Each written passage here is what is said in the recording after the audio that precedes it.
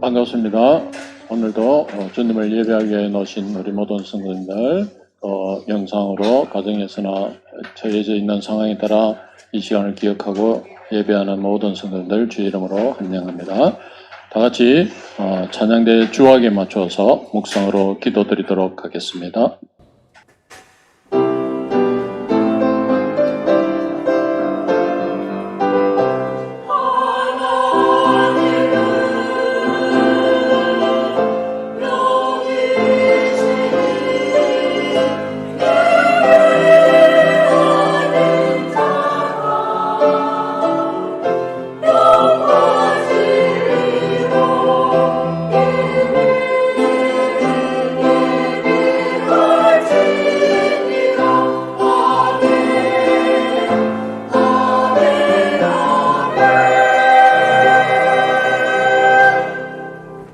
하나님 아버지 은혜를 감사드립니다.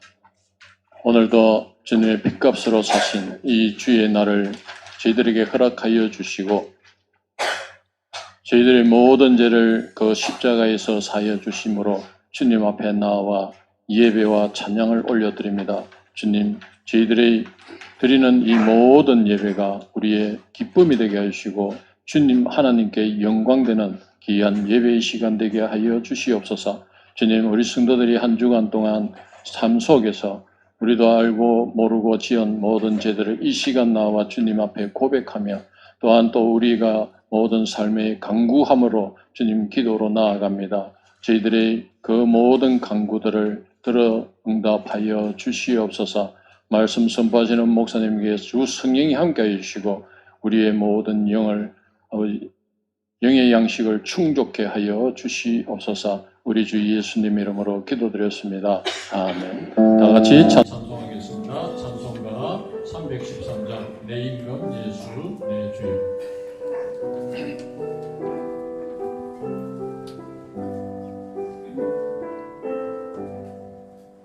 내 임금 예수 내 주여 이 죄인이 주님 앞에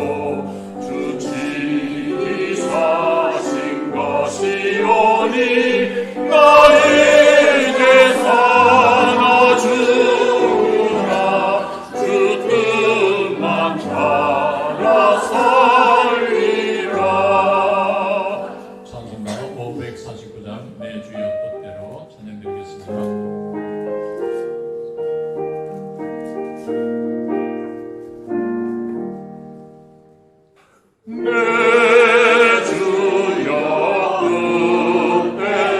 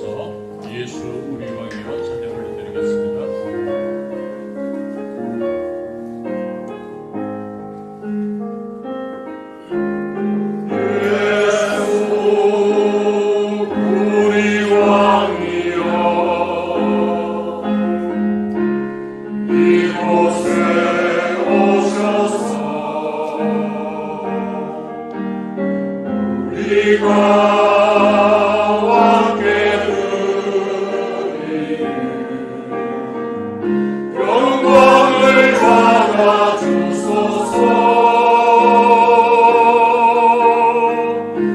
우리는 주님의 백성, 주님은 우리 왕이라. 왕이신 예수님 오셔서 가정하사 다스리소서. 예수 우리 주시여 이곳에 오셔서 우리가 주께 드리는 찬양을 받아 주소서. 우리는 주님의 종들, 주님은 우리 주시라. 주 대신 예수님 오셔서 이 찬양을 받아 주소서.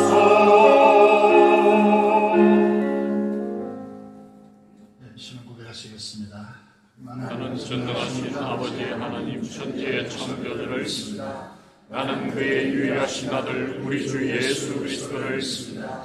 그는 성령으로 잉태되어 동정녀 마리아에게서 나시고 본디오 빌라도에게 고난을 받아 십자가에 못 박혀 죽으시고 장사된 지 사흘 만에 죽은 자 가운데서 다시 살아나셨으며 하늘에 오르시어 전능하신 아버지 하나님 주님과 계시다가 거기로부터 살아있는 자와 죽은 자를 심판하러 오십니다.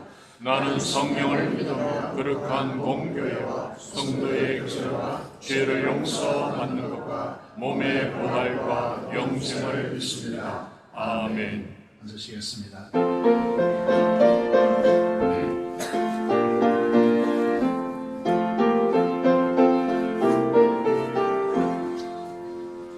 내 진정 사모하는 친구가 되시는 구주 예수님은 아름다워라.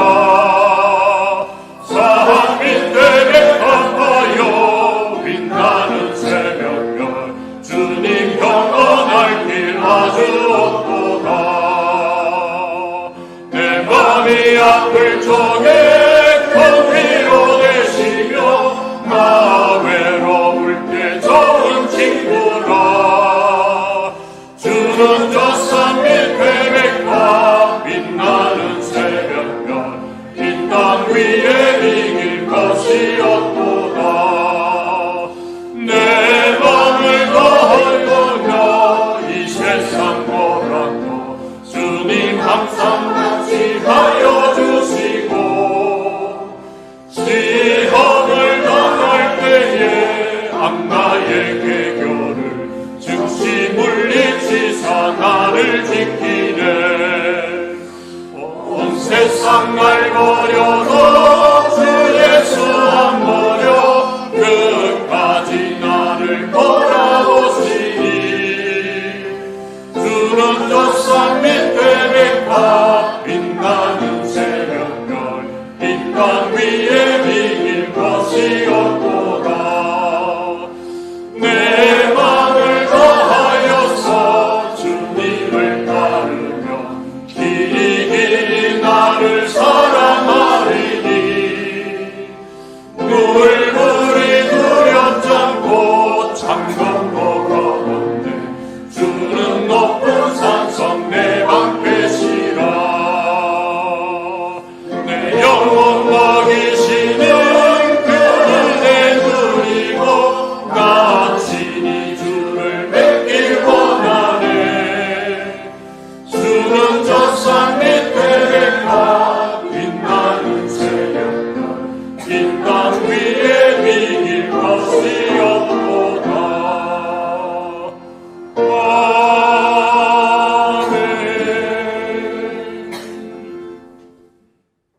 고마우신 하나님 아버지, 또 주일을 맞이해서 우리 성도님들 또 바쁘게 한 주일을 지낸 가운데서 또 하나님의 귀한 예배가 얼마나 소중한 줄 알기에 또 이렇게 모아주시었고, 주님 앞에 예배 드림을 감사드립니다.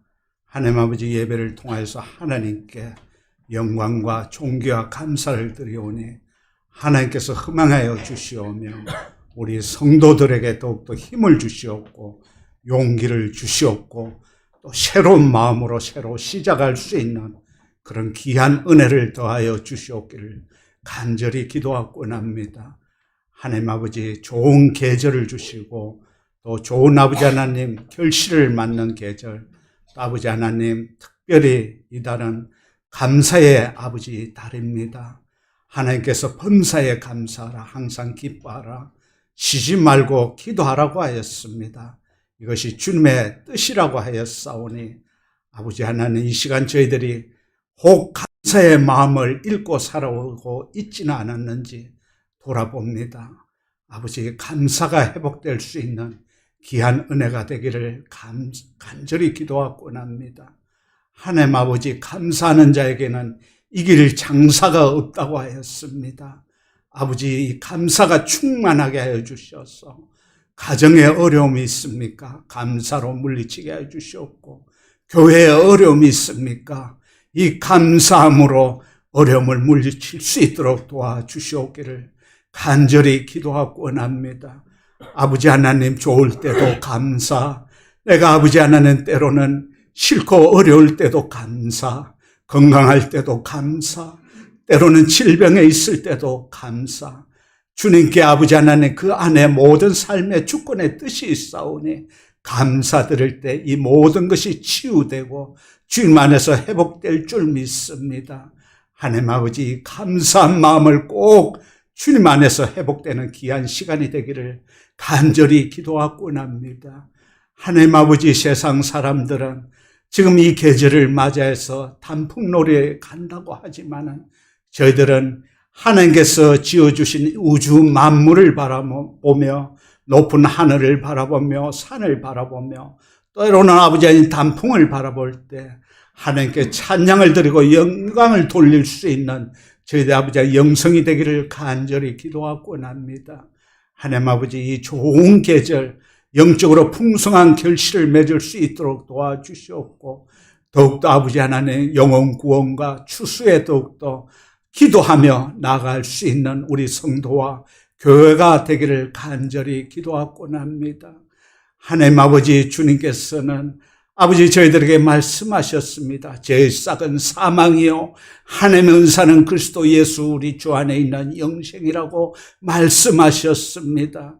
아버지, 내가 이것을 쓴 것은 너희로 하여금 너에게 영생에 있음을 알게 하려 하시라고 말씀하셨습니다. 내가 진실로 너에게 이르노니 내 말을 듣고 나 보내신 이를 믿는 자는 영생을 얻었고 심판에 이르지 아니하노니 사망에서 생명으로 옮겼다고 하였습니다. 아버지, 이 말씀을 기억할 때마다 주님께서 아버지 하나님 저희들 죄를 위하여서 십자가에 못 박혀 죽으시고 저희들이 아버지 하나님 천국에 갈 수 있는 그런 자가 아니온데 저희를 어떻게 이렇게 택하여 주셨사오니 저희들은 모릅니다. 이 모든 것이 하나님의 은혜고 저희들에게 믿음을 허락하여 주시옵고 자비와 긍휼을 베풀어 주셔서 아버지 하나님 구원받고 저희들이 제사함 받았음을 주님 앞에 고백하오니 우리 성도들이 아버지 하나님 이 사실을 꼭 마음에 새기며 아버지 하나님 주님께서 인도하신 대로 저희들이 아버지 하나님 이 복음을 전하며 영원한 생명을 하여서 나갈 수 있는 저희들 아버지 하나님 성도가 되기를 간절히 기도하고 납니다. 아버지여, 우리 고 도선자 집사님, 아버지 하나님 본인을 내세우지 않으시고 조용한 가운데서 정말 하나님을 얼마나 사랑하며 예배를 얼마나 그리워하셨던지 아버지, 우리 이 선배들이 한 분 한 분 이렇게 천국으로 갈 때마다 아버지 하나님의 아쉬운 마음과 서운한 마음이 이루 말할 수 없습니다. 우리 성도들이 그 자리를 더욱더 아버지 하나님 힘써 또 메우며 하나님 아버지의 말씀에 순종하고 헌신하며 나아갈 수 있는 저희 되기를 간절히 기도하곤 합니다. 특히 아버지 하나님 이 자리에 아버지 가족들이 감사함으로 또 이 예배에 참석하였습니다. 하나님께서 역사하여 주시었소. 우리 아버지 하나님 가족들이 구원받을 수 있도록 하여 주시옵고, 아버지 하나님 이 세상의 마지막 날 떠날 때 아버지 하나님 저희들이 홀로 남는 것은 오직 하나님과 저와의 아버지 하나님 관계만 남는다 것을 기억하여 주시옵고, 예수 그리스도를 영접하여서 꼭 구원받을 수 있는 우리 유가족이 될 수 있도록 은혜를 더하여 주시옵기를 간절히 기도하고 원합니다. 하나님 아버지, 목사님 말씀을 전할 때 성령 충만함을 더하여 주시어서 하나님 말씀을 아버지 하나님 기히 전달할 때 저희들이 아멘으로 하답하며 주님께 아버지 하나님 말씀대로 순종하며 사는 저희 되기를 간절히 기도하고 원합니다. 하나님 아버지 찬양대 찬양을 통하여서 아버지 하나님 주님께 더욱더 아버지와 가까이 나갈 수 있는 아버지 하나님 찬양과 함께 나가는 아버지 우리 찬양대가 되게 해주시옵고, 이 예배를 위해서 수종되는 헌신하고 아버지 하나님 주님 앞에 수고하는 우리 성도님들을 기억하여 주시옵기를 간절히 기도하며 모든 말씀 우리 주 예수 그리스도 이름으로 기도드렸나이다.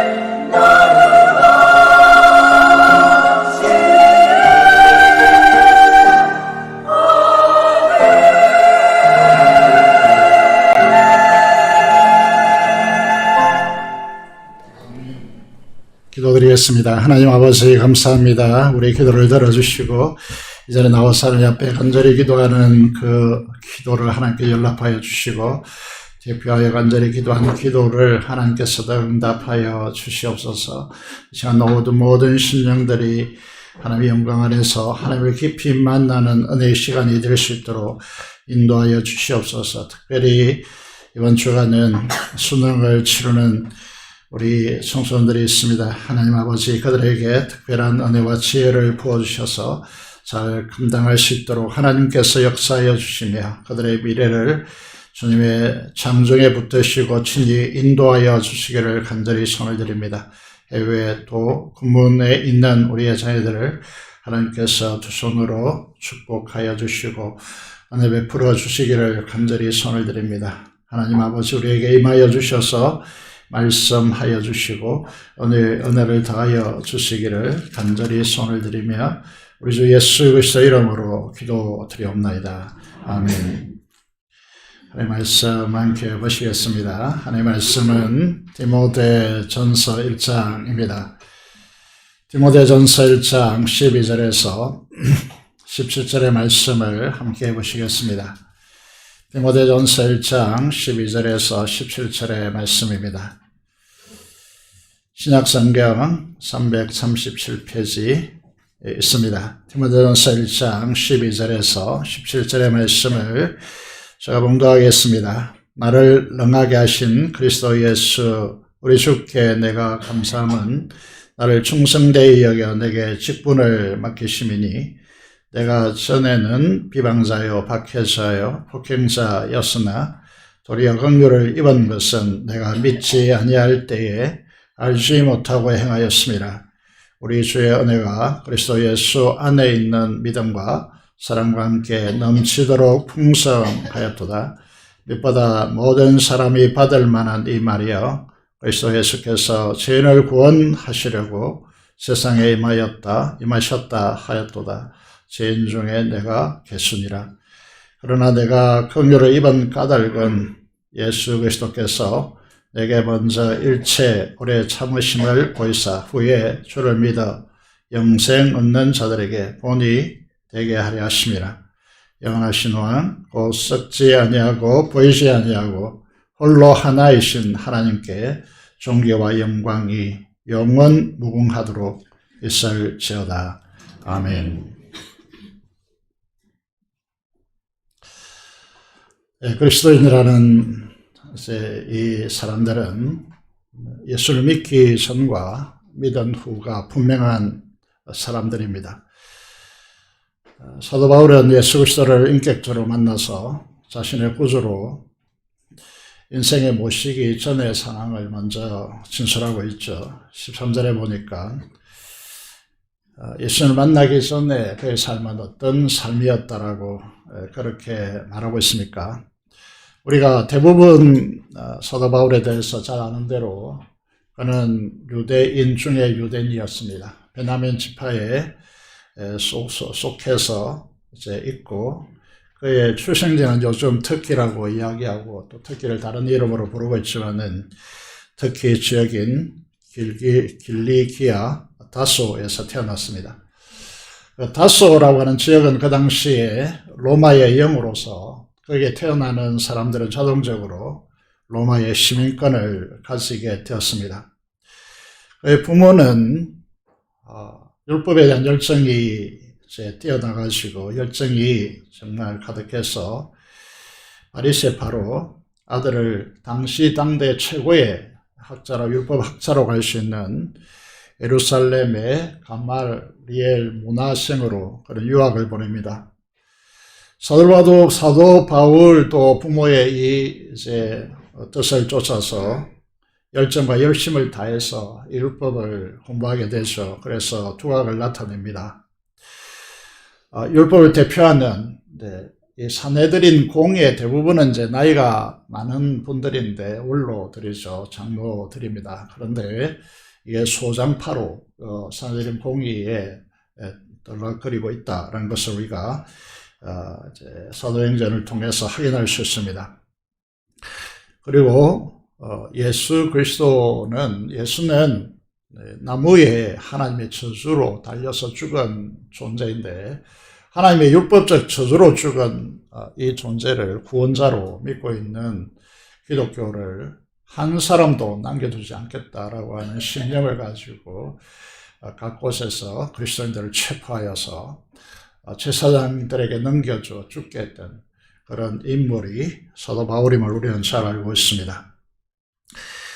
그런 여전히 헬라파 유대인들 자신이 헬라파 유대인으로 분류되는데 그들을 너무 잘 알았고 그들을 집집마다 들어가서 체포해내는데 최선을 다했습니다. 다메섹에 그리스도인들이 있었기 때문에 그 다메섹으로 가는 도중에 예수님을 부활하시고 이 우주를 통치하시는 살아계신 예수님을 전격적으로 만나서 그런 변화되게 되었습니다. 여러분, 그런데 그 전까지 그는 자신을 가리켜서 비방자요, 폭행자요, 그리고 박해자였다라고 그렇게 고백합니다. 이건 우리에게 어떤 중요한 의미가 있을까라고 하는 것인데, 우리 많은 분들이 기독교를 믿는 가정에서 태어난 우리 다음 세대들이 많고 또 우리 환경도 그런 분이 많겠습니다만은 아무리 신앙생활을 오래 한다 할지라도 예수 그리스도의 십자가 부활을 나의 십자가 부활로 경험하고 그 예수 그리스도를 내가 구주로 영접하지 않는다면 우리는 교회 안에 존재하지만 사도와 같이 여전히 하나님 나라를 파괴하는, 교회와 하나님 나라를 파괴하는 비방자요, 박해자요, 폭행자일 가능성이 대단히 높다라고 말씀을 드릴 수 있습니다. 그리스도인들은 우리에게 최고로 문제가 되는 것이 무엇이냐면 자기 선악과의 기준으로 살아간다는 것입니다.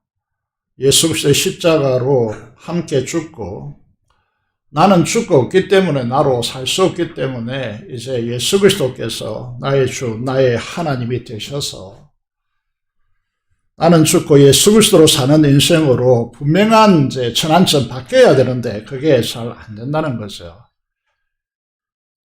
예수 그리스도의 십자가를 나의 십자가로 경험하기 전에는 자기 선악의 기준으로 이걸 율법주의라 말합니다.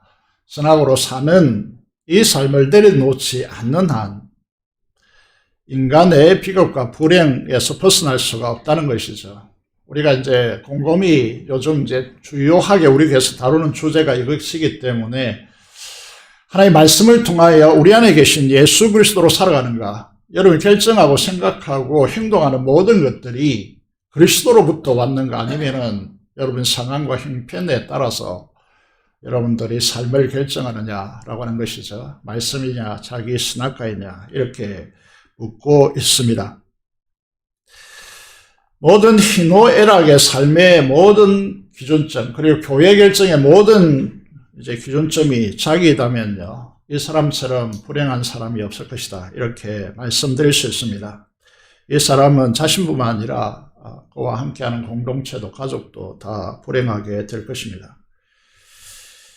13절을 보시면요, 신앙의 가장 중요한 측면이 무엇이냐라고 하는 것인데 이렇게 말하고 있습니다. 내가 전에는 예수 그리스도를 내가 죽고 예수 그리스도께서 내 안에 살기 전에는 나는 비방자요, 박해자요, 폭행자였다. 하나님을 위한다라고 최선을 다한 삶이 이랬다라고 하는 것이죠. 여러분 생각해 보시면요, 이 사도 바울이 사울이라고 하는 이 청년이 어떤 자였느냐 하면 내 가족, 내 자식, 이렇게 친척 이런 걸 죽인 사람이란 말이죠. 그러면 그 사람을 우리 공동체에서 보면 받아들일 수 있겠느냐라고 하는 것이죠. 도무지 받아들일 수가 없죠. 내 자식이 이 인간 때문에 죽었다라고 생각을 해보세요. 그러면 내가 그 사람을 수용할 수 있는가라고 하는 것이죠. 그런데 폭행자였으나 그 다음에 문장이 계속되죠. 도리어 주님께 주께 긍휼을 입은 것은 내가 믿지 아니할 때 알지 못하고 행하였습니다. 이렇게 됐습니다. 이 문제를 이제 왜 이게 13절을 우리가 주목해야 되느냐 하면, 지난주에 말씀을 기억하는지 모르겠습니다만은, 하나님은 선하시고 인자와 긍휼이 무궁하신 분이시다, 이렇게 됐습니다. 하나님은 온 우주에 충만하신 분이시고, 계속 말씀드리지만은 지구가 돌아 1년 이제 하루에 한 바퀴 돈단 말이죠. 그리고 지구가 돌아가는 엄청난 경험이 우리에게 이제 존재하는 것이죠. 그런데 우리에게는 너무 크기 때문에 들리지 않는 것입니다. 이 아이러니가 우리에게 있는 것이죠. 하나님도 마찬가지입니다. 우리의 지식적 한계와 우리가 가진 이 경험으로 하나님을 다 담을 수가 없고 경험할 수가 없단 말이죠. 그래서 하나님께서 아침마다 자기를 낮추시고 제한시키시고 우리의 모습으로 우리에게 다가오셔서 우리를 아침마다 만나기 때문에 이 주님의 성실하심으로 우리가 어렴풋이나마 주의 인자, 그 인자 언약적 사랑을 우리가 알게 되어지고 그리고 긍휼을 알게 되어진단 말이죠. 이게 기가 막히다라는 것이죠. 그래서 여러분 새벽을 열어야 된다. 하나님의 말씀을 통해서 새벽을 열어야 된다는 거죠. 하나님의 성실하심을 이제 경험해야 된다는 것이죠. 하나님의 긍휼로 우리는 이 엄청난 은혜의 자리에 서 있다는 것이죠. 여기에 보시면요. 이렇게 됐습니다. 내가 믿지 아니할 때에 알지 못하고 행하였음이라. 이렇게 됐습니다. 우리의 신앙은요, 기독교 신앙은 이 안다라고 하는 이 알면서 결정되게 되었습니다. 여러분, 이 알면요, 내 한계된 지식과 경험으로 보이지 않는 하나님의 나라가 열리고 우주보다 크시고 온 우주에 충만하신 하나님의 그 하나님을 볼 수 있게 되는 것은 여러분, 우리가 지금 세상적으로 가지고 있는 지식을 통해서 파악이 안 된단 말이죠. 그래서 믿어야 이게 알미 우리에게 이제 경험되어지는 역사가 일어난다는 거죠. 사도 바울을 생각해 보시면 가말 최고의 당대 학자라고 하는 율법적 학자라고 하는 힐레파의 거두죠. 거두 바리새파는 두 파로 있었는데 이 힐레파의 거두였단 말이죠. 그가 율법이라는 것을 잘 생각해 보시면요. 창세기 이런 말씀이죠. 이 말씀을 통하여서 너무나 많이 배웠는데 예수 그리스도를 모른다. 이게 말이 되지 않는 것이죠. 그래서 우리가 이제 바라보는 것은 창세기로부터 여러분 말라기까지 예수 그리스도로 가득 차 있고 그리고 그 핵심은 십자가 부활이단 말이죠. 여기에 모든 성경은 다 초점을 맞추고 있는데 이게 하나님의 말씀을 그렇게 오랫동안 10살부터 시작했다 생각해보면 여러분 이게 30살까지 20년 동안 줄기차게 율법을 파고들었는데 예수 그리스도를 모르는 것이죠. 여러분 그래서 우리가 이제 알아야 될 것이 무엇이냐 하면 이렇게 말씀드릴 수 있죠. 우리가 알아서 믿는 것이 아닙니다. 믿을 때에 알게 되는 역사가 열린다라고 하는 것입니다. 무엇을 믿어야 되느냐? 그 예수 그리스도의 십자가 부활을 믿어야 한다는 것이죠. 그럴 때에 체계를 한번 생각해 보시면요. 하나님께서 하나님의 영 성령을 우리 안에 보내주시고 그리고 우리 영을 거듭나게 하셔서 하나님을 인격적으로 하는 역사를 연단 말이죠. 우리의 가지고 있는 지식과 또 경험을 가지고 이런 세계를 열 수 있다고 착각해서는 안 되는 것입니다. 그래서 이 세상에 많은 철학자들, 뛰어난 신학자들 있겠지만은 만약에 우리의 인간적인 어떤 것들을 통하여서 하나님을 알 수 있다고 가르친다면 그거는 전부 다 그거는 곧바로 이제 진실이 아닌 것이죠. 여러분 이렇게 믿음으로 알게 된다라고 진술을 담당하게 하겠지만은 그러나 그 실제가 우리 안에 일어났을 때는 여러분 그냥 담담하게 받아들일 수가 없죠. 눈물이 계속해서 흐르고요. 엄청난 감동이 일어나는 것이죠. 그래서 그 하나님 되심이 우리의 인격 안에 완전히 침입해 들어올 때요. 주체할 수 없는 그런 감동으로 우리가 경험하게 되는 것이죠. 삼위일체 하나님과 그 나라가 여러분 우리 안에 실제적으로 경험되어지는 이 일들이 우리에게 일어난 사람과 그렇지 않는 사람은 천지 차이죠. 다른 길을 걷게 되는 것입니다. 그 길이 한쪽은 지옥불로 가겠지만 한쪽은 천국에 이르는 길을 걷게 된다는 것이죠.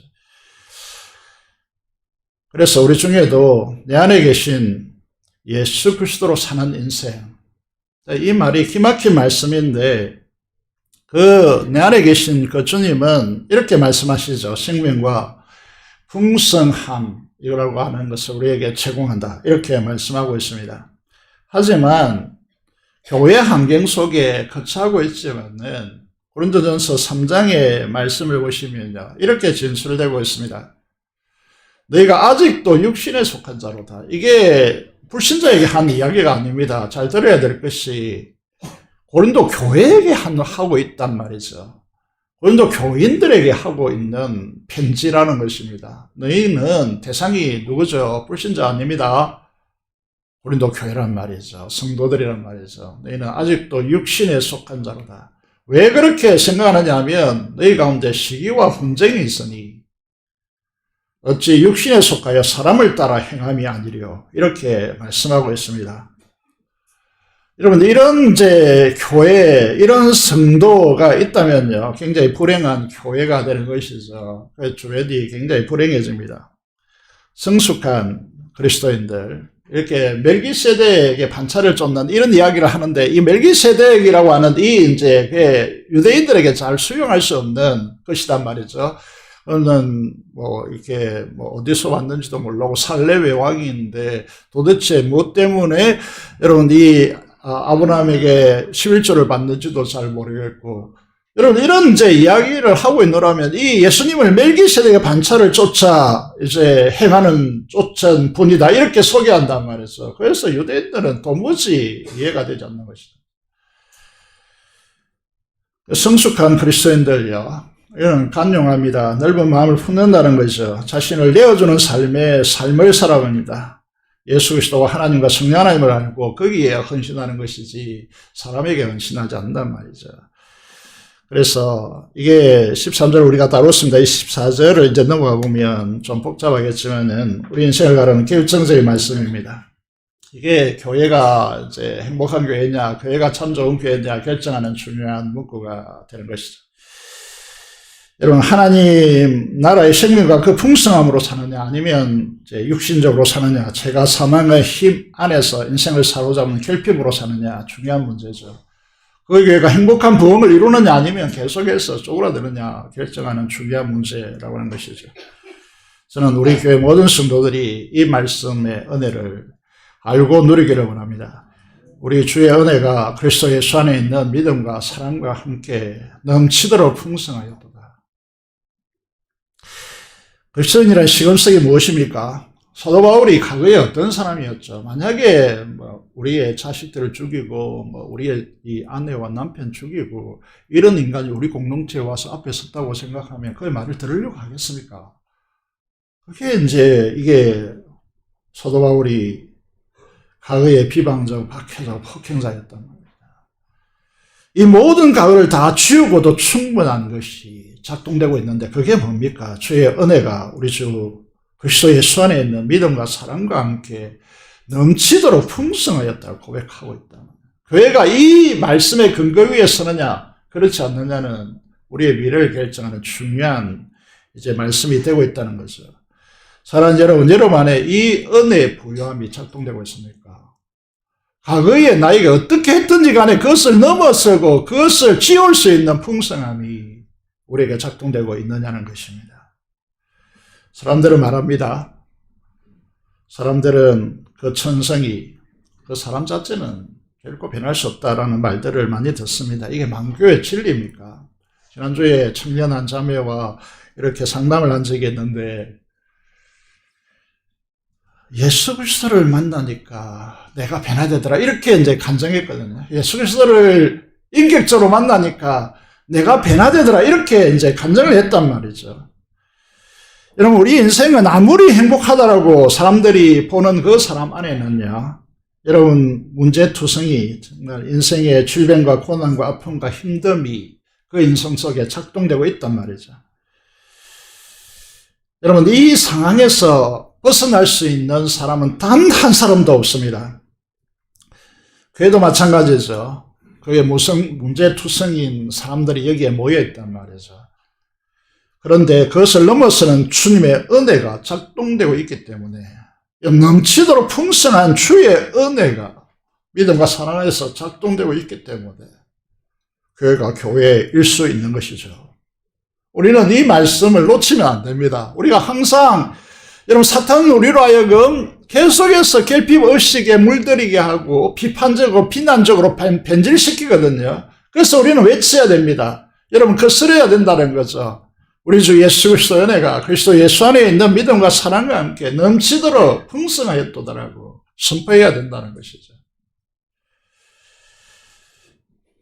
이것이 작동되고 있는 시금석은 무엇입니까? 15절을 넘어가 보시면요. 이 믿음의 본질을 비춰주는 말씀입니다.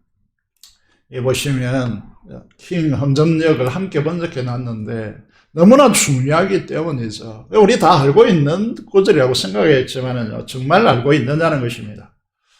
믿보다 믿을만하다, 신뢰할 만하다. 우리가 믿어야 될 상황이 무엇입니까? 모든 사람이 받을 만한 이 말이에요. 모든 사람들이 믿음으로 받아들여야 할 가장 중요한 메시지다. 이렇게 설명하는 것이죠. 그것이 무엇입니까? 너무나 단순하죠. 이 모르는 사람이 있습니까? 그리스도 예수께서 죄인을 구원하시려고 세상에 임하였다 하였도다. 이게 복음의 가장 위대한 진술이라는 거죠. 너무 단순하게 보이지 않습니까? 감동이 되십니까? 사도 바울이요, 이 단순한 복음을 얻기 위해서 왜 이제 성경지리답사 세상에는 흔히 이렇게 알려져 있습니다. 성지순례라고 하는 부분을 가야 되느냐면 터키 지역을 그 섬준한 산악을 한번 넘어보십시오. 그 수많은 짐을 짊어지고 그래서 마가는 도망쳤잖아요. 너무 힘드니까. 사도 바울은 그 힘든 험준한 산악지역, 이 터키 지역을 넘나들면서 복음을 전했던 이유가 뭐라고 생각하십니까? 사람들이 던지는 돌에 맞아 죽음에 이르러서도 포기하지 않았던 이유가 뭐겠습니까? 첫째에 맞고 태장에 맞고요. 이 복음을 전하는 것을 계속했습니다. 유라굴라 강풍을 만나서 일주일 동안, 2주 동안 이리 썰리고 저리 썰리고 희망이라는 찾아볼 수 없는 그 배에서 포기하지 않고 로마로 들어갔어요. 로마 시위대 이제 이 감옥에 갇혔어도 그런 복음을 포기하지 않는 이유가 뭐겠습니까? 이렇게 생각해 보시면요. 뭐가 딱 떠오릅니까? 이게 진짜구나. 우리가 이걸 좀 더 깊이 알아봐야 되지 않겠나. 이런 정서가 형성될 수밖에 없잖아요. 우리가 복음을 수많이 이제 접합니다. 그런데 복음 앞에 교만함으로 자기 잘남으로 서 있었다면요. 복음을 제대로 깨닫고 난 이제 깨달은 사람이 아니죠. 복음을 제대로 깨닫던 그 다음에 이제 이 뒤에 이 문장이 형성되는 거죠. 그게 뭡니까? 내가 죄인 중에 수괴였구나. 내가 죄인 중에 괴수였구나. 죄인들을 쭉 이렇게 일렬로 씌워준다면 가장 앞에 내가 있었구나. 이렇게 고백된다는 거죠. 사도 바울이 정말 최악의 죄수였습니까? 바리새인 중에 바리새인이었습니다. 의인 중에 의인으로서 유대인의 최고의 랍비가 되고자 꿈꿨던 사람이에요. 그러나 우리가 잘 아는 주님께서 말씀하신 대로 일주일에 2번 금식했고요. 여러분 이게 그 길거리에 나가서 정말 대표적으로 기도했던 사람이고요. 여러분 이 사도 바울이 내가 죄인 중에 괴수라고 그렇게 고백하는 이 지점을 보시면요. 이 지점이 가장 복음을 제대로 깨닫는 지점이라는 것입니다. 교회는 이런 자들이 여러분 자기 자랑으로 모인 사람이 아니고요. 내가 수괴이다라고 고백하는 사람들이 모인 공간이에요. 교회가 왜 수많은 문제가 피어납니까? 이게 안 되기 때문이거든요. 만약에 여러분들이 주님의 십자가를 경험하고 생생한 주님의 십자가 앞에 서 보신다면 어떻게 됩니까? 여러분 이 화면을 좀 보시면요. 이 십자가가 2000년 전에 갈보리 언덕에서 잔인하고 끔찍하고 극치의 고통스러운 그런 사형틀이 아닙니다. 화면을 보시면요. 내가 망치를 들고 대못을 들고 예수님의 발에 손에 십자가의 못을 받는 우리 자신이 비춰온다는 것이죠. 내 죄가 주님의 십자가에 못을 박았고 허리에 창을 찔렀다는 거죠. 다른 것이 아닙니다. 내 죄가 그랬다는 것입니다. 그래서 내가 주님 앞에 체인중에 수괴가 되는 것이죠. 이 신비를 경험적으로 하십니까? 이것이 없이는 결코 그리스도인 다음의 인생을 펼쳐갈 수가 없습니다. 이 십자가는 무엇을 말할까요? 무엇을 말하고 있습니까? 나에게는 의로움이라는 것이 하나도 없었구나. 그래서 주님의 의를 갈망하는 심령이 가난한 사람이 되는 것입니다. 그리고 이 십자가는 우리의 내면을 어떻게 비춰주는 것이죠. 여러분, 죄의 구역질 나는 내 자신의 더러운 실체를 보게 되어지고 자신의 죄악의 실체를 바라보며 애통하게 되어진 것입니다. 이게 팔복의 사람이죠. 심령이 의를 향한 갈망이 일어나고요. 그리고 애통할 수, 자기 죄에 대한 그 십자가에서 비춰지는 자기 죄에 대한 실상을 보면서 목 놓아 울 수밖에 없는 사람이 되는 거죠. 이게 안 된다면 그건 진짜 그리스도인가 물어야 되는 사람들이죠. 그래서 내 안에 아무것도 텅 비었기 때문에 하나님의 성품이 거룩을 갈망하고요. 의에 줄이고 목마른 사람이 되어지고요. 하나님의 아름다운 성품을 갈망하게 되어지는 것이죠. 이게 심령이 가난하고 의에 목마른 사람들의 모습이고 이게 십자가에서 비춰진단 말이죠. 16절을 넘어가 보겠습니다. 16절을 보시면요. 왜 부활의 주님은 그리스도인들을 박해하고 죽이는 바울을 전격적으로 만나서 그를 구원하십니까? 그렇게 한 이유를 단 한 가지로 딱 제시하고 있는데 영생 얻는 자들에게 본이 되게 하려 하심이라고 말씀하고 있다는. 아무리 여러분 생각해봐도 기도로 주님 앞에 나가서 물어보십시오. 내가 구원 얻을 만한 자격이 있습니까? 왜 나 같은 자를 구원했습니까? 이렇게 묻게 되어지면 단 하나의 답이 나옵니다.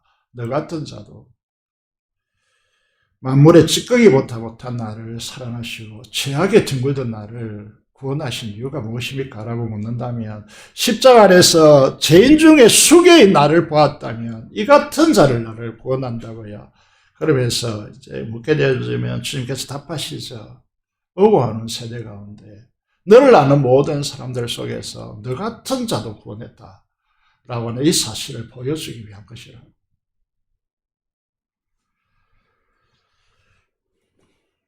주님의 마음에 주님의 음성을 듣는다면 이 음성을 들었을 것으로 보입니다. 그래 맞다. 도무지 너 스스로 가망성이 전혀 없는 자였기 때문에 그래서 이런 너를 구원하기 위해서 내가 너의 생애 속에 어떻게 행하였는지 때로는 사업을 폭삭 망하게도 하고 이렇게까지 해서 너를 이 자리에 오게 했다라고 너의 잘남이 아닌 걸 보여주기 위해서 내가 어떻게 했느냐라고 하는 것이죠. 이렇게 구원하여서 본보기로 삼기 위해서 너와 비슷한 사람들이 이 세상에 많지 않겠냐. 너를 보면서 나도 구원할 수 있는 저 사람이 그렇게 구원받는데 나도 구원받을 수 있는 희망이 생기지 않겠냐 라고 묻는 것이죠. 여러분 그래서 사도 바울이 고린도전서 1장 26절 29절의 말씀을 보면요. 예수님 부르심의 면면들을 보라는 것이죠. 육체를 다 지혜로운 자가 많지 않고 능한 자가 많지 않고 문벌 좋은 자가 많지 않다. 여러분 최대 교회에 보시면요. 로마 시대 3분의 2가 노예들이기 때문에 다 종들이었습니다. 여인들이었습니다. 그 당시에 사람 취급도 안 했습니다. 아이들은 아예 숫자에도 짜지 않았죠. 아이들이 믿지 않았는데. 우리는 이 세상에서 미련한 것들이었고 우리는 이 세상에서 약한 자들이었고 이 세상에 천한 자들이었고 멸시받는 자들이었습니다. 그런 우리를 택하였습니다. 고등학교 때 공부를 잘해서 서울대학 가는 친구들도 수두룩했고요. 그런 생각을 해보면 이 세상에 뛰어난 자들이 참 많죠. 세상적으로 우리를 보면요. 모순투성입니다. 우리가 교회에서 성도들 보면서 저래가 목사냐 저래가 장로냐 이런 데 수두룩하잖아요. 우리가 떳떳합니까? 그렇지 않죠. 기독교 신앙은 감정이 아닙니다. 단순한 감정이 아니라고요. 하나님의 부르심의 진실과 그 엄청난 비밀을 보시는 은총이 우리에게 열려야 이 기독교의 진면목을 볼 수 있죠. 그러면서 이 진술을 이제 하고 난 뒤에 어떻게 합니까? 여러분, 이게 고린도서 1장 19절 31절에 보면 이는 아무 육체도 하나님 앞에서 자랑할 수 없습니다. 우리가 무엇 가지고 하나님 앞에 자랑하겠습니까? 여기에 이제 강조점을 저희들이 보기 위해서 다른 글자 두 자를 이제 썼는데, 하나는 났어. 너희는 하나님으로부터 났어. 태어났어. 이 말이죠. 하나님께서 우리를 낳았다고, 우리 이제 창조하였다 이런 표현을 쓰지만요, 신약에서 이런 표현을 잘 쓰지 않거든요. 하나님께서 우리를 낳았다. 왜냐하면 하나님의 성품이 분여되기 위해서, 우리에게 하나님의 성품을 주시기 위해서 우리를 낳았다는 표현을 쓰고요. 그 다음에 이제 중요한 문제가 뭐냐면, 그래서 예수 안에 있고, 예수는 하나님으로부터 나와서 우리에게 지혜와 어려움과 거룩함과 구원함이 되셨으니, 이렇게 말하고 있는데, 한번 자세히 보셔야 되는 문제는 뭐냐면, 우리가 이제 신앙적으로 우리가 이제 굉장히 오해하는 분들이 많은데, 우리 신앙은 성경을 통해서 지혜를 얻어야 하고, 우리가 의롭게 되기 위해서 분투해야 되고, 그리고 이 거룩함이라는 것을 우리가 참 개념도 잘 잡히지 않는데 이걸 추구해야 된다. 그래서 성도라고 붙이죠. 거룩한 무리라고. 영어 성에 아예 세인터스라고 해버리는데, 우리 구원이라고 하는 이 한 단어도요, 구원이 단순하게 들리겠지만은요, 칭의가 있고 성화가 있고 영화가 있단 말이죠. 엄청난 이 이야기들인데, 이 지혜는요, 우리가 잠언서를 왜 읽느냐라고 할 때요, 이 잠언서는 지혜가 이제 호크마라고 하는데, 히브리어로 이게 의인화되어서 이 지혜는 예수 그리스도다 이렇게 연결시켜버린단 말이죠. 여러분, 이게 우리가 노력해서 터득할 수 있는 것이 전혀 없습니다. 아예 거기에는 그 길이 아니단 말이죠. 이게 보시면 예수님께서 우리에게 지혜와 어려움과 거룩함과 구원함이 되셨다라고 말하고 있습니다. 여러분, 우리의 신앙이 만약에 우리가 노력해서 이룩하는 이런 것들로 구축되어 있다면 우리가 흔들리면 다 흔들려 버리죠. 그런데 이건 흔들릴 수 없습니다. 왜냐하면 주님이 우리에게 이렇게 되시기 때문이죠. 이 신앙의 엄청난 이제 본질을 보셔야 된다는 거죠. 그래서 이 한마디로 이제 어떻게 우리가 찬양하는가 하면, 우리는 우리 자신으로 사는 사람이 아니에요. 우리는 누구로 산다고요? 예수로 사는 인생이란 말이죠. 여기가 흔들리지 않는 진리의 충만함이 있다는. 이제 이 결론을 어디로 가느냐 하면 17절로 갑니다. 10절로 가는데, 여기 보시면요, 사도 바울이 여기 아멘을 붙이고 있습니다. 여러분, 여기에 이제 우리가 이렇게 저는 아멘을 요청하지 않는데, 다른 교회 가보시면 아멘 많이 요청하죠. 여러분, 아무 때나 아멘 하면 안 되고요.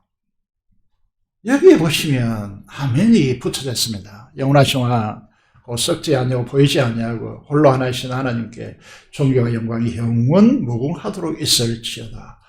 아멘 붙인단 말이에요. 좀 더 열어보시면요, 로마서가 정말 엄청난 성경인데 1장부터 8장까지 엄청난 구원에 대한 진리 대서사시로 모사하고 있습니다. 9장에서 11장까지는 하나님의 거룩한 섭리, 이스라엘 중심으로 펼치는 거룩한 섭리를 이야기하고 있는데 결론을 이렇게 가져가고 있습니다. 이는 만물이 죄에서 나오고 하나님의 창조주 하나님, 입법하시는 하나님이다, 이렇게 말하고 주로 말미암고 이런 통치자, 행정권을 말하고 있는 것이죠. 주께로 돌아가미라 이 재판권을 말하고 있습니다. 그러니까 입법, 행정, 사법이요, 한 사람에게 집중되어 있는 것을 왕권이죠. 왕국입니다. 한 나라는 왕이 통치하는 나라입니다. 민주주의 아닙니다. 그에게 영원히, 영광이, 장로교는 여기에 기반하고 있단 말이죠. 우리 장로교에 이제 속해 있기 때문에 그에게 영광이 세세에 있을지어다. 아멘. 여기에 아멘을 붙이고 있단 말이죠. 여러분, 좀 더 생각해 보시면요, 주기도문 우리가 이제 예배 때마다 이게 외우면서 기도하잖아요. 거기에 보시면 하나님의 이름이 거룩히 여김을 받으시오며, 이 기도를 가만히 생각해 보시면 말이 되지 않는 겁니다, 이게. 여러분, 그 영광이 세세에 있을지어다, 이게 말이 됩니까? 하나님의 영광이 훼손될 수가 없는 분입니다. 그렇지 않아요. 그런데 이렇게 기도하고 이렇게 선포하고 이렇게 찬양하는 이유는 무엇입니까? 예배의 본질은요, 예배라는 것이 무엇이냐라고 하면 궁극적으로 여기에 이르는 거, 여기에 도달하는 것이 예배입니다. 왜 우리가 하나님의 존귀하심과 영광을 선포하고 송축해야 됩니까? 진정한 예배자는 이 부분을 한단 말이죠. 하나님의 영광과 존귀와 위대함을 찬송하는 이들에게 하나님의 그 놀라운 영광의 임재의 충만이 그 인격과 영혼 속에 파고들어서 우리를 고향시켜 준단 말이죠. 그래서 우리에게 아멘의 예배자가 되라고 우리에게 요구하는 것입니다. 이 예배가 없다면요, 자기 선악과 자기 기준으로, 짐승도 다 자기 기준이 있습니다. 짐승과도 못한 인간이 되어버리는 것이죠. 예배는 결국 누구를 위한 것입니까? 하나님을 위한 것입니까? 예, 그렇습니다. 하나님을 위한 것입니다. 그렇지만 예배자는 압니다. 이 예배 안에 엄청난 보화가 가득 차 있다는 사실을 알죠. 이 예배를 놓치면 이 놀라운 은혜와 영광의 극치를 경험할 수 없습니다. 그렇다면 우리 찬양대의 찬양도 우리 드린 이 예배도 아무런 의미가 없게 되는 것이죠. 아멘의 찬양으로 이루어지는 이 예배는 하나님의 거룩과 영광과 존귀함에 우리를 참여하게 만들고, 그래서 우리의 영혼과 정서를 충만한 하나님의 영광의 임재에 접촉하게 만듭니다. 이 사람들은요, 격이 다릅니다. 격이. 여러분, 이 사람들은요, 사람들의 행편과 분위기에 의해서 좌우되는 사람들이 아니에요. 하나님의 영광과 그 거룩함과 그 존귀함에 접촉되어 있기 때문에 견고함이 형성되는 것이고요. 차원이 전혀 다른 예배자로 하나님께서 이제 역사하시는 분들이라는 거죠. 그래서 이걸 우리는 이제 이게 하나님의 영광을 송영한다 이렇게 됐습니다. 영광을 송축한다. 송영으로서 예배라고 하는 부분을 이제 이야기하게 되는데, 이런 사람들은요, 인생의 수많은 죄악과 질병과 아픔의 질곡과 구렁텅이 속에서도 거기에 침몰되지 않습니다. 절대로 침몰될 수가 없습니다. 여러분, 이제 이게 이단이 이제 이게 좋은 용어를 다 끌어다 쓰고 또 다른 종교가 좋은 용어를 다 끌어다 쓰는데, 저는 가끔씩 연꽃을 보거든요. 연꽃을 보면 흙탕물이잖아요. 그 물들이 깨끗한 물이 아니에요. 그 이제 흙탕물 속에서도 연꽃은 고고하게 때묻지 않는 영롱함으로 피어난단 말이죠. 이게 예배자들의 모습이라는 것이죠. 왜 우리의 선조들이 목숨보다 예배를 소중히 여기는지 그때 뭐 이렇게 굳이 설명하지 않아도 예배자가 되었단 말이죠. 우리가 이렇게 아멘의 신앙을 가지고 하나님의 영광을 송축하게 될 때에 하나님께서 그 영광으로 임재하셔서 우리 영혼을 품어주신단 말이죠. 우리 영혼을 안아주신단 말이죠. 그럴 때 우리가 주님의 영광으로 빚어지고 생명의 빛으로 깨끗하게 정화되어집니다. 이걸 영어로 이제 카타르시스라고 이야기하죠. 이게 예배에서 이런 카타르시스가 일어나야 된단 말이에요. 사랑하는 여러분, 교회는 예배드리는 것입니다. 이런 성령으로 하나님을 아멘으로 예배하는 분들을 통해서 교회는 교회다워지는 것입니다.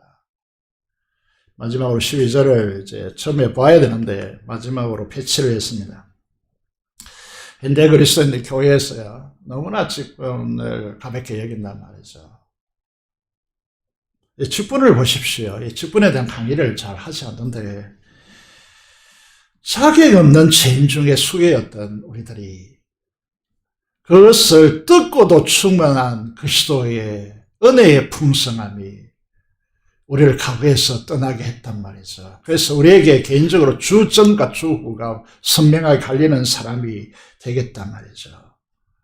그런 우리에게 하나님 나라의 왕같은 최선을 부르시 직분을 맡겼단 말이에요.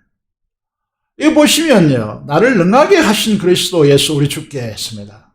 내가 능력이 있어서 야 너는 정말 잘 감당하겠네 이래서 직분을 맡기신 것이 아닙니다. 주님께서 우리를 능력을 부으셨단 말이죠. 아예 능력의 주께서 우리 안에 계신다는 말이죠. 이런 방식으로 우리에게 직분을 맡기시는 것입니다.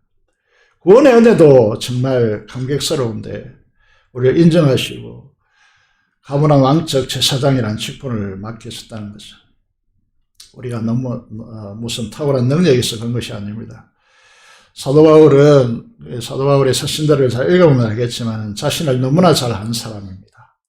사도 바울은 정말 오늘날로 말하면 박사 5개 정도 학위를 가지고 있는 사람인데 그것으로 이 복음적 사역을 감당할 수 있다고 생각하는 건 단 1도 없습니다. 1도. 읽어보면 아십니다. 그래서 사도 바울이 이렇게 고백합니다. 나는 능력이 전혀 없는 자다. 그런데 하나님께서 그것을 감당할 수 있는 능력을 부어주셨다. 이렇게 말합니다. 그런데 문제는 이제 이게 누구에게 보내지는 편지냐면 디모데단 말이죠. 디모데는 상대적으로 바울과 같이 기질상으로 전혀 다른 기질의 소유자죠. 소심했습니다. 내성적이었습니다. 소심하고 내성적인 사람에게 찾아오는 질병은 무엇이냐면 거의 해야 될 이제 값은 크고 정말 무겁고 거대하고 이렇게 되는데 그걸 감당해야 되는 이 소심함으로 이렇게 내성적인 사람은 수족벽이 생깁니다. 그래서 사도 바울이 어떻게 합니까? 포도주를 쓰라. 그렇게까지 조언하고 있잖아요. 그래서 하고 싶은 말이 이것입니다. 디모데야, 네가 소심하지만 내성 성격을 가졌지만 네가 하는 게 아니잖아. 하나님께서 능력을 부어주시는 거잖아. 그래서 내가 막 이렇게 죽음을 불사하고 이렇게 한 것이 내 능력으로 한 것이 아니야. 하나님께서 능력을 부어주셔서 감당하게 하신 것이다. 그렇게 하나님께서 능력을 부으시고 주님께서 내 안에서 나를 통하여 일하셔 놓고는 어떻게 합니까? 그것을 충성되게 여겨주신다는 것입니다. 내게 직분을 맡겨줬다라고 그렇게 말씀하고 있는 것이죠. 여러분, 우리 모두는 이 지점이 없다면요, 직분자가 피폐해집니다. 황폐해진다는 거죠. 너무 이제 피폐하게 된다는 것이죠. 주님의 몸된 교회 사역들은 이렇게 되어지는 것입니다. 이렇게. 우리를 넘어서는 그 무엇이 우리가 공급되어야 하는 것이지, 내가 피곤하네, 내가 힘드네, 이런 것으로 하는 것이 아닙니다. 직분은 이 은혜에 대한 감격이 없이는 무거운 짐이 됩니다. 그러나 믿음과 사랑과 함께 부어주시는 풍성한 은혜 앞에 서고 주님께서 그분의 능력을 우리에게 부어주시기 때문에 주님으로 사는 인생이 되어지면요, 그것이 주님께서 이루시는 것임을 우리는 확인하게 되어집니다. 이것이 직분입니다.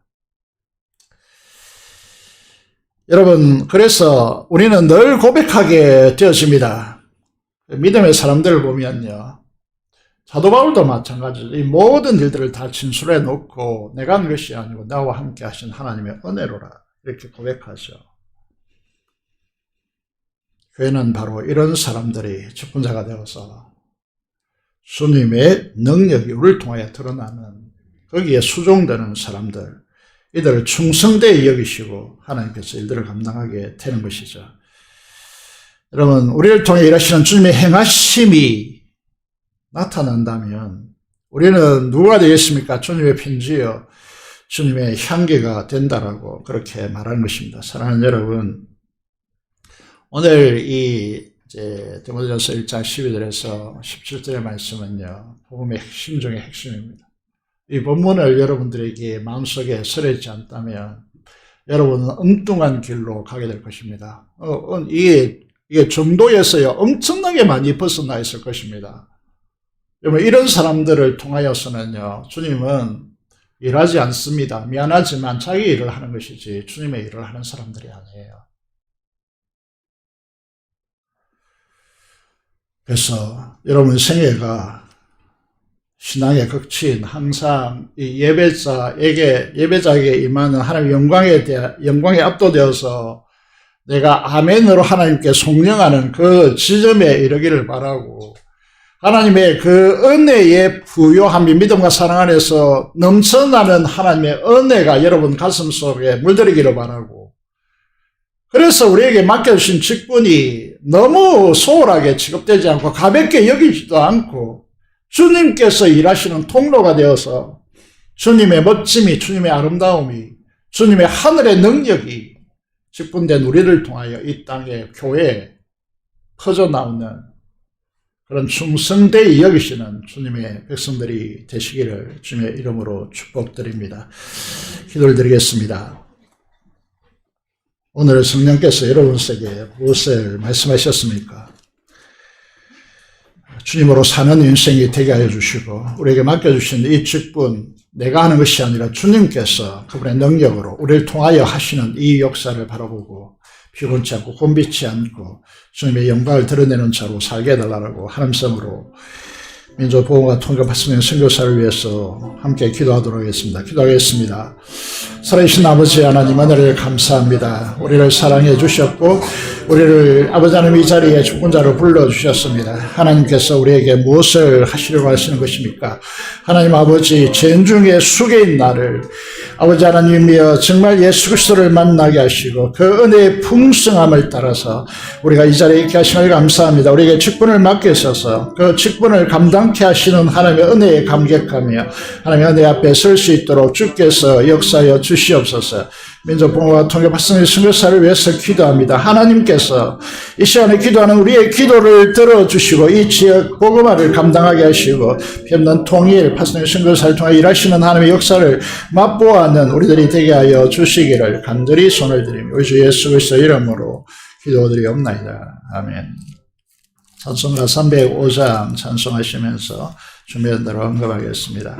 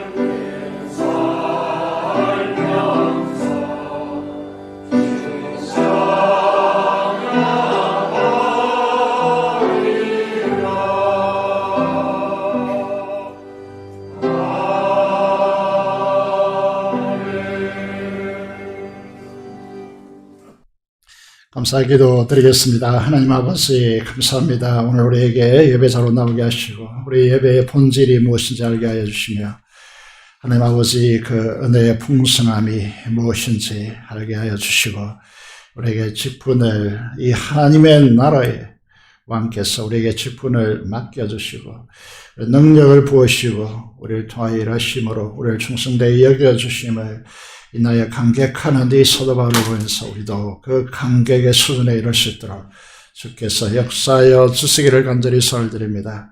하나님 아버지 주의 영광과 11조 목적을 따라 헌신하는 주의 충성된 자녀들과 건축을 위하여 하나님 앞에 기도하며 헌신하는 주의 자녀들을 기억하여 주시기를 감사를 간절히 손을 드립니다. 아버지 하나님 감사 헌금을 드리며 기도하는 하나님의 주의 자녀들에게 그 감사를 통해 하나님 영화롭게 하시고 하나님께서 부으시는 풍족한 은혜를 누리게 부족함이 없도록 인도하여 주시기를 간절히 소원을 드리오니 주님께서 은혜 베풀어 주시옵소서.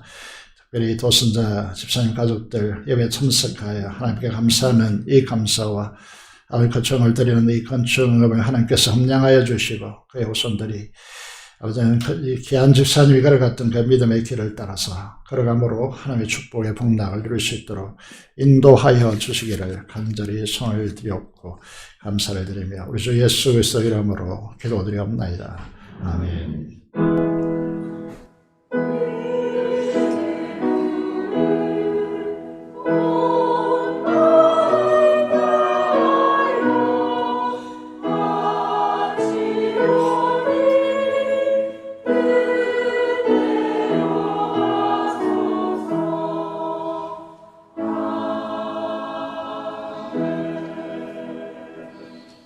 그 소식을 말씀드리겠습니다.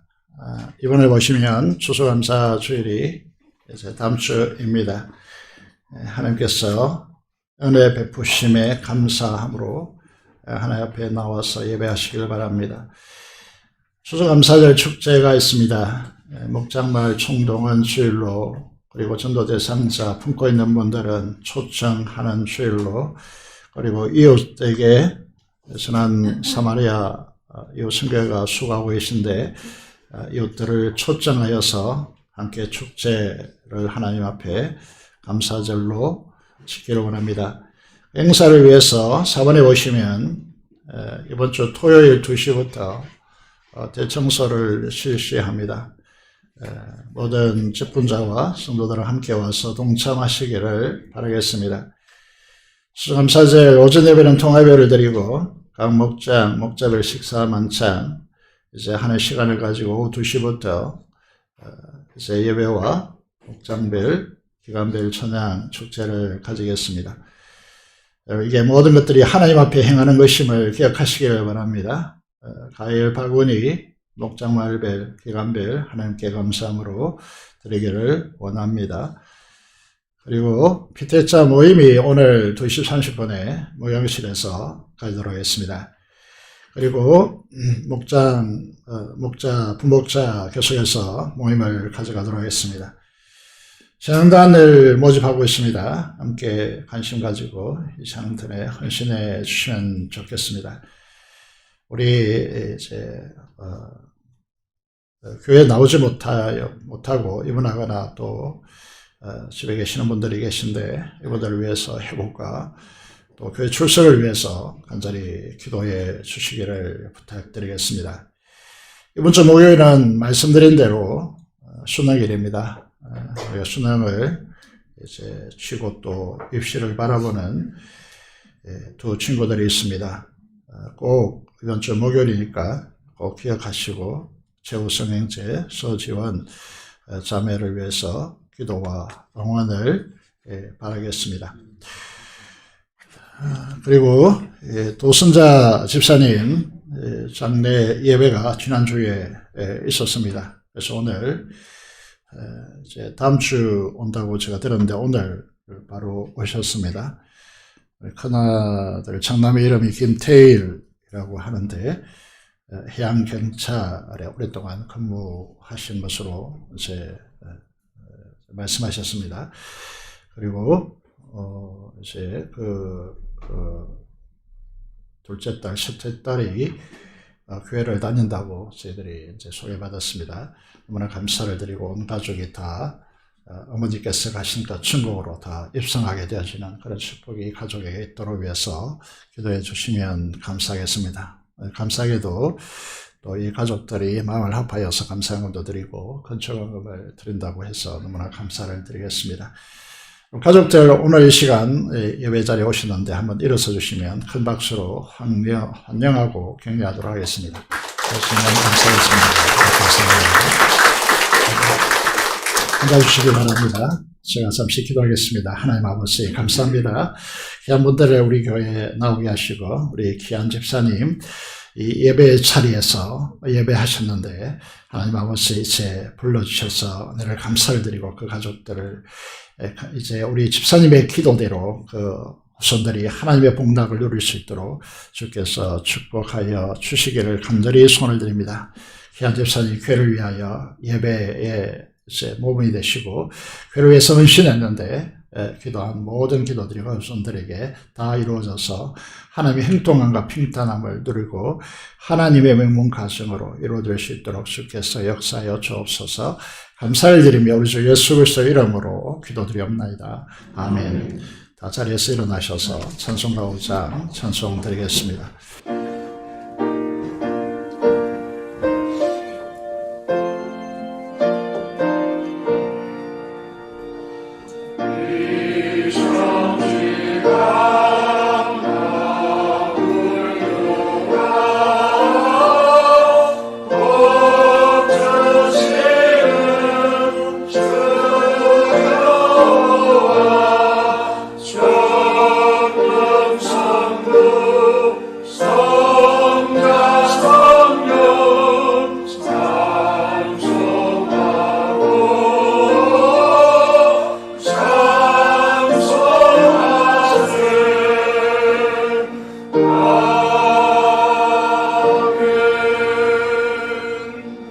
받겠습니다. 지금 우리 주 예수 그리스도의 은혜와 하나님 아버지의 행할 수 없는 그 놀라운 사랑하심과 성의 교통 충만 감동하심이 죄인 중에 숙인 나를 향한 베푸신 은혜, 나를 직분자로 맡겨주시고 하나님 나라를 추구할 수 있는 이 놀라운 삶으로 우리를 초대하신 하나님의 역사하심이 오늘 머릿속에 하나님을 경배하는 주의 자녀들의 심령과 그 가정과 생활터전 위에 지금부터 영원토록 함께 하시기를 축원합니다. 아멘.